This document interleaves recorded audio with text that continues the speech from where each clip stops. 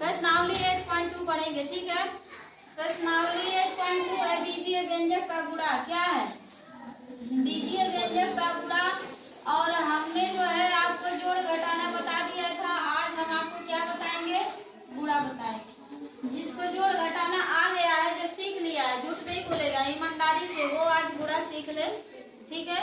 ये चैप्टर बहुत इम्पोर्टेंट है। 9th 10th में क्या मतलब मैथमेटिक्स से अगर आप आगे जाएंगे तो हर जगह आपको ये मिलेगा। तो गुणा देखिए, गुणा तो आप लोगों को नॉर्मली आता है, भिन्न का गुणा नहीं लीजिए अभी आगे। जैसे सादा गुणा होता है ना, सिंपल वाला, मान लीजिए 2 का गुणा 2 में करेंगे तो क्या आया? 4। ऐसे ही एक चीज ध्यान दीजिए, बीजीय व्यंजक में जब हम x y z का गुणा करते हैं और सेम राशि रहती है तो उसमें घातें क्या होती है? जुड़ती। जैसे देख लीजिए, यहाँ पे हमने x लिखा और x का गुणा जब हम x में करेंगे तो यह क्या हो जाएगा? हाँ, यहाँ पे हम 2x नहीं लिखेंगे।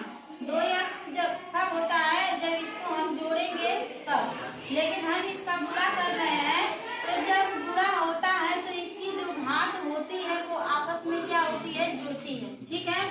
अगर यहाँ पे घात लिखी रहती 2 और यहाँ पे लिखी रहती 2, तो x स्क्वायर का गुणा अगर x स्क्वायर में करते तो इसका आंसर क्या हो जाता? x to the power 4। हमने अभी बताया है कि जब बीजीय व्यंजक में x y z का गुणा करते हैं और राशियां सेम रहेंगी तो उसमें घातें क्या होती हैं? जुड़ती हैं। तो जब ये भी राशि सेम है, ये भी x है और ये भी क्या है? x है, तो x के पावर हमने क्या लिखा है? 2 लिखा है। और यहाँ पर भी हमने x के पावर क्या लिखा है? 2 लिखा है। तो जब x का गुणा x में करेंगे तो यही याद रखना है आपको कि इसमें घातें क्या होती हैं? आपस में जुड़ जाती हैं। तो यहाँ पर भी 2 है और यहाँ पर भी 2 है, तो x के पावर कितना हो जाएगा बच्चों? 4 हो जाएगा। यहाँ तक समझ में आया? पहला हमने उदाहरण दिया था x गुणे x। एक चीज ध्यान देना कि जब यहाँ पर घात नहीं लिखी होती है तो उसका मतलब होता है 1। क्या मतलब होता है? 1। जब किसी भी राशि के ऊपर कोई भी x y z संख्या लिखी हो, ठीक है, और उसके ऊपर पावर नहीं लिखा है 2 3 4, तो समझिएगा कि उसके ऊपर कितनी घात है? 1 है। तो यहाँ पे जब कोई भी संख्या नहीं लिखी है तो हम समझेंगे कि यहाँ पे क्या है? 1। तो जब x का गुणा x में करेंगे तो यहाँ पे क्या हो जाएगा? x स्क्वायर हो जाएगा। समझ में आ गया? अब देखिए, अब हम जो है कि राशियों को क्या करेंगे? बदल देंगे। सेम राशि नहीं रहेगी। जैसे हमने x लिया और यहाँ पे ले लिया y, तो जब x का गुणा y में करेंगे तो ये हो जाएगा xy। सेम टू सेम उसको क्या करेंगे? लिख लेंगे। पूरा फोकस मेरे तरफ करिए, एकदम आसान है, समझ में आ जाएगा। लेकिन अब यहाँ पर बैठ कर और सोचिए कि घर पे चाउमीन बना होगा, मेरे लिए रखी होगी कि नहीं रखी होगी, तो फिर समझ में नहीं आएगा। यहाँ बैठ करके बाहर देखिएगा तो भी नहीं समझ में आएगा। इधर ध्यान दीजिए, तब आएगा। आगे देखिए, समझ में इतना आ गया? सब तो बुरा आ गया, एकदम आसान है। अब देखिए इसी का उदाहरण और एक लेते हैं। जैसे हमने लिखा है कि यहाँ पे x की पावर क्या लिखा है? 2 लिखा है और यहाँ पर हमने क्या लिख दिया? y। अब इसका गुणा अगर हम करेंगे y में तो इसका आंसर क्या होगा? ध्यान दीजिए, यहाँ पर x है और यहाँ पर x है, ठीक है, ये गुणा है।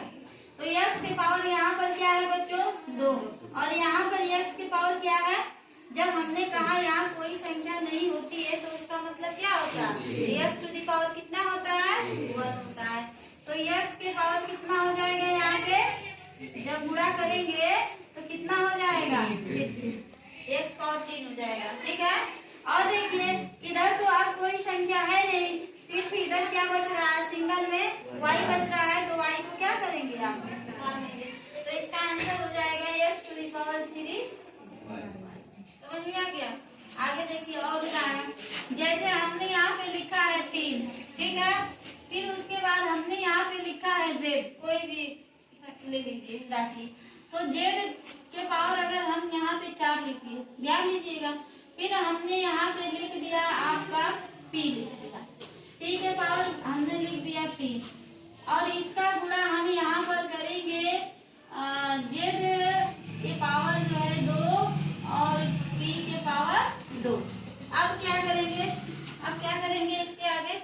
देखिए कैसे करेंगे, ध्यान दीजिएगा। गुणा करना है, पहले तो यहाँ 3 को देखेंगे। अब यहाँ पर जब कोई संख्या नहीं है तो इसका मतलब क्या होता है, यहाँ पे क्या है 1 है, आगे में क्या है 1। या अगर कोई संख्या रहती तो यहाँ 2 3 4 10 लिखा रहता, और जब कोई संख्या यहाँ पे नहीं है तो इसका मतलब क्या है 1। तो 3 का गुणा 1 में करेंगे तो क्या हो जाएगा बच्चों, 3 हो जाएगा। अब देखेंगे Z और Z के साथ देखेंगे क्या इधर भी Z है, अगर इधर भी Z है इधर भी, तो दोनों का गुणा करेंगे और दोनों की घातें क्या होंगी, जुड़ जाएंगे। इन केस अगर इधर Z है और इधर Z नहीं है तो सेम टू सेम Z के ऊपर जो भी पावर है वैसे सेम टू सेम क्या करेंगे, उतार देंगे। लेकिन इधर भी Z है और इधर भी है, तो इधर Z टू द पावर कितना है बच्चों 4, और इधर कितना है 2। अब Z का जब गुणा करेंगे तो यहाँ पे हम Z लिखेंगे और ये घातें क्या होंगी, जुड़ जाएगी, तो Z टू द पावर कितना हो जाएगा 6। समझ में आ गया। आगे देखिए, अब ये है P, क्या है P के पावर कितना है बच्चों, इधर भी देखेंगे क्या P है, बस क्या करना है P को उतार लेना है, और इधर घात कितनी है 3 है, और इधर कितनी है, जुड़ जाएंगी, कितनी हो जाएंगी 5। यही हमारा आंसर हो जाएगा। ऐसे ही पूरा होता है, समझ में आ गया। आइए आप सवाल को लगाते हैं। एक और उदाहरण लीजिए, उसके बाद बताते हैं। इधर हमने लिखा है 12x टू द पावर 4, ठीक है, और इधर हमने लिखा है 8 लिखा है, और इधर y लिख दिया। अब देखिए इसका गुणा कैसे करेंगे। अब इधर आपको 12 दिख रहा है, इधर क्या दिख रहा है 8, और 12 का गुणा जब 8 में करेंगे तो कितना होगा 96 होगा। यहाँ पे हम लिख लिए 96, ठीक है। अब देखिए इधर x है क्या, इधर भी x है, नहीं है, सेम टू सेम x को क्या करेंगे, उतार लेंगे। इधर y है, इधर y है, नहीं है, सेम टू सेम y को क्या करेंगे, उतार लेंगे। यही हमारा आंसर होगा। गुणा आपको आ गया, समझ में आया कि नहीं, बस आ गया, ऐसे ही लगता है। अब देखिए आपका जो प्रश्नावली 8.2 है, तो 8.2 का पहला क्वेश्चन क्या है, बोलिए बोलिए, कोई खड़ा होकर एक विद्यार्थी बोले। प्रश्नावली 8.2 का जो पहला प्रश्न है, उसका पहला प्रश्न है क्या है 4 है, और कॉमा क्या है बच्चों 7p है, यही है ना। देखिए क्या गुणा करना है इसे, 4 गुणे 7p, क्या करना है 7 का गुणा किसमें करेंगे, 4 का गुणा 7 में करेंगे, तो 4 सते कितना हो जाएगा 28। कोई संख्या नहीं है, p को क्या करेंगे 28p, इसका आंसर आया होगा, आप लोग देख लीजिएगा, ठीक है। दूसरा प्रश्न बोलिए, जो आपको लग रहा हो कि हम नहीं बना पाएंगे वही प्रश्न बोलिए, हम आपको बता देंगे। हाँ एक चीज और देख लीजिए, माइनस वाला देख लीजिए, प्रश्न नंबर पहला का दूसरा वाला लिखा है -4p, क्या लिखा है और क्या लिखा है बच्चों, कॉमा करके 7p लिखा है। एक चीज और ध्यान दीजिएगा, माइनस और प्लस का भी ध्यान देना है। एक दिन हमने आपको बताया था और आज फिर दोबारा आपको याद कराते हैं। इधर देख लीजिए, जब माइनस का गुणा माइनस में होता है तो हमारा उत्तर किस में आता है, प्लस में। जब प्लस का गुणा प्लस में होता है तो भी हमारा उत्तर किस में आता है, प्लस में। जब माइनस का गुणा प्लस में होता है तो उत्तर माइनस में। जब प्लस का गुणा माइनस में होता है तो भी उत्तर किसमें आता है, माइनस में। अगर ये नहीं मतलब ध्यान में है तो इसको क्या करिए, एक बार रिवाइज कर लीजिए। आगे देखिए, अब यहाँ पे है -4 और यहाँ पे है प्लस का 7, क्या है, पहले इसको हम लिखेंगे -4p गुणे 7p। अब देखिए ये जो 4 है ये माइनस में है और 7 किस में है बच्चों, प्लस में है कि नहीं है। तो यहाँ पर हमने आपको लिखा है कि जब माइनस का गुणा प्लस में होगा तो उत्तर किस में आएगा, माइनस में आएगा। तो माइनस का पहले प्लस में गुणा करेंगे तो यहाँ पे क्या हो जाएगा माइनस, और 4 का गुणा फिर करेंगे 7 में तो कितना हो जाएगा 28। माइनस का 28, इधर भी p है इधर भी p है, और p का गुणा p में करेंगे तो क्या हो जाएगा, आपको समझ में आ गया। ठीक है, ये सवाल ऐसे माइनस प्लस का हो गया।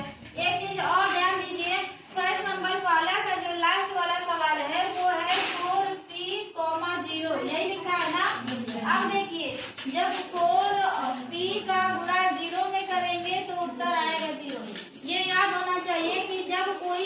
कितना हूँ बड़ी हूँ, और उसका गुणा किससे किया जाए, 0 से, तो हमेशा उत्तर किस में आएगा, 0 में आएगा।